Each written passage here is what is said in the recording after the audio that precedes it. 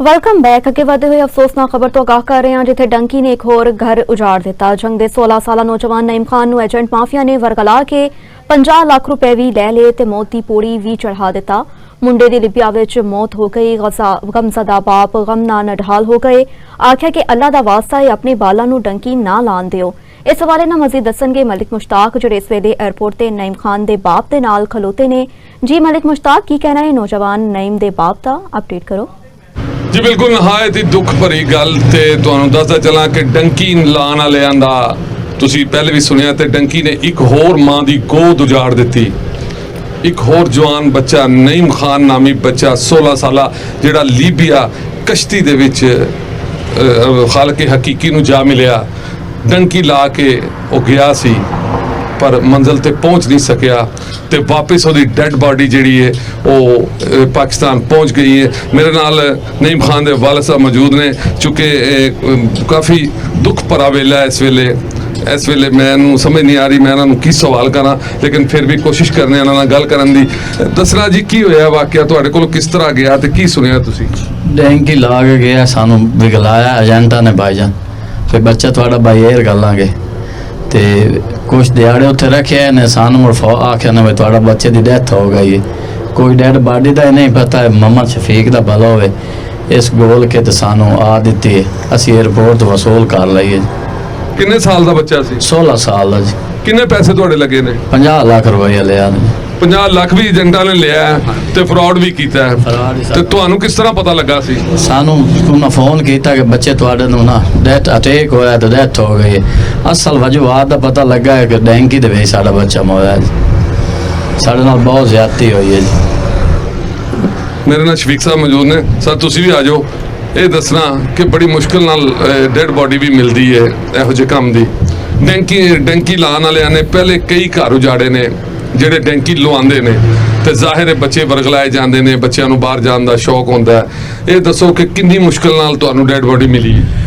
जी जी dad body ਨੂੰ receive करना ਇੱਥੇ मेरा ख्याल है आम ਬੰਦੇ ਦਾ ਜਿਸ ਤਰ੍ਹਾਂ ਕਿ ਗੁਲਾਮ ਸਾਹਿਬ ਨੇ ਬਹੁਤ ਹੀ ਮੁਸ਼ਕਲ ਹੈ ਇਹਨਾਂ ਵਾਸਤੇ, ਕਿਉਂਕਿ ਜਿਹੜੀ ਉੱਥੇ ਬੋਡੀ ਜਦੋਂ ਛੱਡ ਦਿੱਤੀ ਜਾਂਦੀ ਹੈ ਇਸ ਤਰ੍ਹਾਂ ਦੇ ਮੁਸੀਬਤ ਦੇ ਵਿੱਚ ਤੇ ਉਹਨੂੰ ਰਿਕਵਰ ਕਰਨ ਵਾਲਾ ਕੋਈ ਬੰਦਾ ਨਹੀਂ ਹੁੰਦਾ।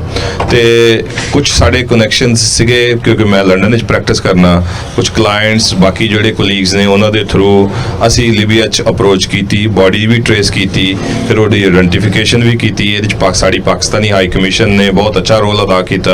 उन्होंने भी काफ़ी सानू सपोर्ट किया उतों लीबिया चो इस बॉडी को लैके आने का। फिर उस तो अगला मरला जोड़ा है पहले तो बॉडी को ट्रेस करना ही बड़ा मुश्किल होंगे इस डंकी वाली सूरत के। फिर अगला मरला उतों लैके आने का, क्योंकि उत्थे बहुत सारी दुश्वारियां ने, क्योंकि पिछले 15 साल तो लीबिया एक जंग की सूरत के उत्थे कोई परमानेंट प्रॉपर गौरमेंट नहीं हैगी। उत्थे ना ही कोई इंटरनेशनल फ्लाइट्स का इन्ना ज़्यादा स्कोप हैगा वा जिहदी बॉडी भी लैके आ सकन। बॉडी लीबिया तो तुनीजिया गई है, तुनीजिया तो फिर अगे बाई एयर कतर के थ्रू इत्थे पहुंची है। फिर तीसरा जड़ा हैगा डिफिकल्ट टाइम, क्योंकि जिहड़ी वो होंदी है कंपनी जिहदे थ्रू बॉडियां बाहर भेजियां जांदियां ने और उन्होंने जिहड़ी पेमेंट वो भी डॉलर्स चाहिए है। और उत्थे फाइनैंशियल जिहड़ी रिस्ट्रिक्शनस ने लीबिया दे विच ओहदी वजह नाल फंड्स ट्रांसफर का भी बहुत बड़ा इशू हैगा। जितनी देर तक फंड्स ट्रांसफर नहीं होणगे बॉडी नहीं पहुंचेगी। सो ये सारे मराहल मेरे देखने दे विच एक आम बंदे वास्ते बहुत मुश्किल ने। और अगर किसी दे नाल ऐसा कोई वाकया होंदा है किसी भी पेरेंट्स दे नाल, मेरा ख्याल है कि उस पेरेंट्स नूं लाजमी उस मुतलका हाई कमीशन दे नाल जरूर रब्ता करना चाहिए ताकि अपने प्यारिਆਂ ਦੀ ਉਹ बॉडी देख सकन, ना कि वो मिसिंग पर्सन दे विच चले जान। क्योंकि एक मेरी गल मैं एक सवाल है मेरा कि तुसीं इन्नी मेहनत कीती है, ਇਹਨਾਂ ਕੋਲ ਜ਼ਾਹਿਰ ਹੈ ਤੁਹਾਡੇ ਕੋਲ ਏਜੰਟਾਂ ਦਾ ਸਾਰਾ ਪਤਾ ਹੈ ਜਿਨ੍ਹਾਂ ਨੂੰ 50 ਲੱਖ ਦਿੱਤਾ ਹੈ? जी पता है। ਉਹਨਾਂ ਦੇ ਉੱਤੇ ਕਿਹੜੀ ਕਾਰਵਾਈ ਕਰਵਾਓਗੇ? जी हो सके कराएंगे। कोई हो सकी आवाम नूं रिक्वेस्ट है डैंकी के जरिए एजेंटा तो ना विसया है ये सब जबाग भी खाइंदे बंदियां दी जाना लै लैंदे। ये रिक्वेस्ट करसा है आवाम नूं जी। ਸਰ ਤੁਸੀਂ ਦੱਸੋ ਕਿ ਕੀ ਹੋਣਾ ਚਾਹੀਦਾ ਉਹਨਾਂ ਦੇ ਖਿਲਾਫ? ਦੇਖੋ ਜੀ, ਇੱਥੇ ਤੇ ਦੇਖੋ ਗਵਰਨਮੈਂਟ ਹਰ ਕੰਟਰੀ ਦੇ ਆਪਣੇ ਕਾਨੂੰਨ ਹੁੰਦੇ ਨੇ। ਜਿਸ ਤਰ੍ਹਾਂ ਕਿ ਅਸੀਂ ਤੇ ਯੂਕੇ 'ਚ ਪ੍ਰੈਕਟਿਸ ਕਰਨੇ, ਉੱਥੇ ਦੇ ਕਾਨੂੰਨ, ਉੱਥੇ ਇਸ ਤਰ੍ਹਾਂ ਦੇ ਜਿਹੜੇ ਵੀ ਇਸ਼ੂ ਬਣਦੇ ਨੇ, ਕਾਨੂੰਨ ਟੇਕਸ ਇਟਸ ਓਨ ਕੋਰਸ। ਔਰ ਇੱਥੇ ਵੀ ਅਥਾਰਟੀਜ਼ ਮੇਰੇ ਖਿਆਲ 'ਚ ਇਹਦੇ ਤਾਂ ਵੈਲ ਅਵੇਅਰ ਨੇ, ਕਿਉਂਕਿ ਬਹੁਤ ਸਾਰੇ ਇਨਸੀਡੈਂਟਸ ਯੂਕੇ ਦੇ ਵਿੱਚ ਹੁੰਦੇ ਨੇ, ਸੌਰੀ ਇੱਥੇ ਪਾਕਿਸਤਾਨ ਵਿੱਚ ਬਹੁਤ ਸਾਰੇ ਇਨਸੀਡੈਂਟ ਹੋ ਰਹੇ ਨੇ ਜਿਹੜੇ ਕਿ ਡੰਕੀ ਦੀ ਨਜ਼ਰ ਹੋ ਜਾਂਦੇ ਨੇ ਬੱਚੇ। ਔਰ ਅਥਾਰਟੀਜ਼ ਮੇਰਾ ਖਿਆਲ ਹੈ ਉਹਦੇ ਤੇ ਆਪਣਾ ਜਿਹੜਾ ਸਟ੍ਰਿਕਟ ਐਕਸ਼ਨ ਵੀ ਲੈ ਰਹੀਆਂ ਨੇ, ਕਿਉਂਕਿ 2-3 ਸਾਲ ਪਹਿਲੇ ਇੱਕ ਬਹੁਤ ਬੜਾ ਵਾਕਿਆ ਹੋਇਆ ਸੀ ਜਿਹਦੇ ਵਿੱਚ ਬਹੁਤ ਸਾਰੀਆਂ ਜਾਨਾਂ ਜ਼ਾਇਆ ਹੋਈਆਂ ਸੀ। ਉਸ ਤੋਂ ਬਾਅਦ ਦੀਆਂ ਮੇਰੇ ਖਿਆਲ ਪਾਕਿਸਤਾਨੀ ਗਵਰਨਮੈਂਟ ਜ਼ਰਾ ਇਹਨੂੰ ਸੀਰੀਅਸ ਵੀ ਲੈ ਰਹੀ ਹੈਗੀ ਹੈ।